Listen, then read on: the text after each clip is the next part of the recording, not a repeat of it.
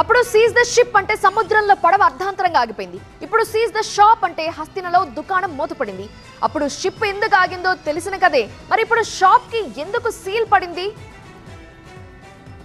ఢిల్లీలోని ఏపీ భవన్లో తనిఖీలు చేశారు మంత్రి నాదెండ్ల మనోహర్. పౌర సరఫరాల శాఖ ఆధ్వర్యంలో నడుస్తున్న షాపుల్లో బియ్యం బస్తాలను తనిఖీ చేశారు. రైస్ నాణ్యతను పరిశీలించడంతో పాటు వాటి వెయిట్ ను కూడా చెక్ చేశారు. అయితే 26 కేజీల బియ్యం బస్తా 25 కేజీలు మాత్రమే ఉండడంతో అక్కడి సిబ్బందిపై ఆగ్రహం వ్యక్తం చేశారు. షాప్ లో విక్రయిస్తున్న బియ్యంలో నూకల శాతం ఎక్కువగా ఉందని ఆయన గమనించారు. అలాగే స్టాక్ కు సంబంధించిన వివరాలను కూడా సరిగ్గా నిర్వహించడం లేదని గుర్తించారు.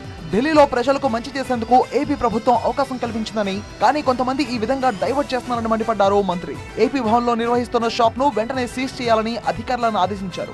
ప్రస్తుతం అయితే బియ్యం ఒకటే నిలువ చూపిస్తున్నారు, స్టాక్ రిజిస్టర్ కూడా సరిగ్గా లేదు. దీనిపైన ఖచ్చితంగా ఇమీడియట్ యాక్షన్ తీసుకోవాలనుకున్నాం. ఎందుకంటే వేయింగ్ మెషిన్ కూడా పనిచేయడం లేదు. 25 కిలోలు చూపిస్తోంది, 26 కిలోల బస్తా. అది చట్ట విరుద్ధం. ఖచ్చితంగా వీళ్ళపైన యాక్షన్ తీసుకోవాలి.